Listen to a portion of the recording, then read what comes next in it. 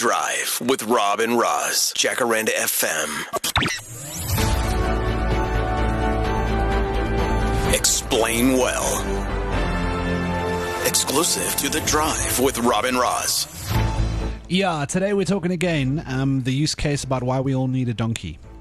Because tonight, the petrol price is going up R1.21 per litre for 93 and 95. Diesel is going up by R1.06 and R1.19. Paraffin is going up by 64 cents. Gas is going up by 41 cents. Want alles is op. Alles is op. En daar is natuurlijk verskeie redes hoekom die petrolprys opgaan. And first thing a lot of people can jump to the conclusion is that the fuel levy is being put up and that's why we're paying more. But actually, the fuel levy hasn't been put up since 2021. Yeah, the fuel levy has stayed exactly where it is. We had the budget speech a couple of weeks ago. We've covered extensively on the show. Every time there's a fuel price increase, we seem to have this conversation. We pay a lot for levies and so on, for the road accident fund and for all those sorts of things. We pay much more than our neighboring countries, for example. We are beholden to the oil price. We're beholden to the exchange rate. All of those things we've covered quite a lot. But something we wanted to talk about today, every time this happens, every time petrol jumps by like $1 or more, I see conversations all over social media, people going, why can't we get cheaper petrol from Sasol?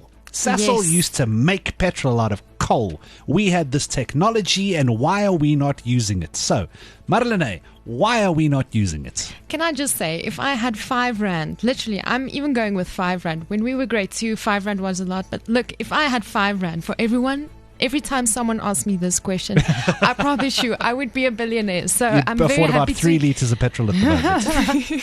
So today, I also understand this. So there are 2 reasons, right, why we do this. So firstly, because Sasol competes on a global market, right? So the moment that you participate in a global market, the price of anything in that market is the price that was set up there.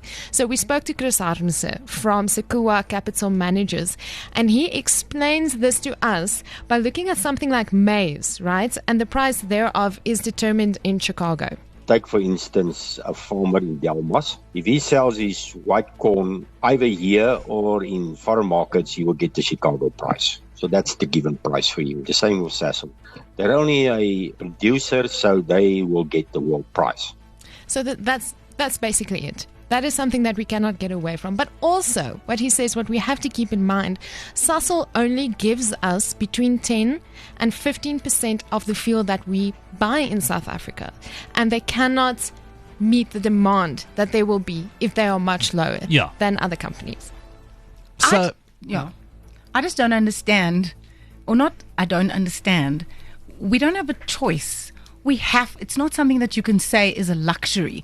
Jy moet petrol in jou kar gooi om by die werk uit te kom sodat jy die petrol kan bekostig wat jy by die werk gaan kry sodat jy kan geld maak om die petrol te bekostig. It's just this like hamster wheel that I think a lot of South Africans are on currently, me included. Yeah, and again, it's that thing of, if it goes up for us getting to and from work and taking the kids to school and buying the groceries and all that kind of stuff, it gets more expensive to get the groceries into the shop. It gets, it's that cycle of everything at the moment. So R1.21 up, R1.06 for diesel.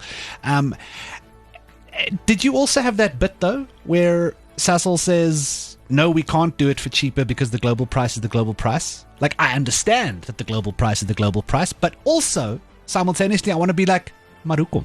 But then also, one of the things that we also spoke about when I was speaking to Chris is if you want it to be less, you'd also need a government subsidy. So it can be less. They can make Sasol fuel lower if they get a subsidy from government. Because you see, that would be making up the difference in the price that you would be getting. So at the end of the day, the price is still the price. But again, I'm going to ask that question, hoekom? And I mean, I understand the answer. It's because why would you sell something here for $10 if I can get 12 Rand over there? That's the way it works. But that's that whole argument about like, well, maybe we should just like do this ourselves. Maybe we should just do this for ourselves and say we're not sending anywhere elsewhere. But now you're talking about politics and socialism and nationalization, and it's a very complicated conversation. And even the fact that our neighboring countries pay less than us, it's to do with labor. It's to do with the fact that we are one of the few countries that still have petrol attendants. Yes. So retail also needs to make a profit so they can pay for the petrol that needs to take them to work so that they can also be on the hamster wheel like the rest of us. Yeah. I mean, at the end of the day, fundamentally, the key is, like, Sasol is going to sell petrol for the price of petrol, and that's not decided in South Africa. And even if they wanted to, they couldn't meet our demand. So basically, those are the two questions we wanted to answer this afternoon. People keep asking every time the fuel price goes up, why can't Sasol fix it? Well, basically, that's why. The Drive with Rob and Roz. Weekdays 4 to 7. Jacaranda FM.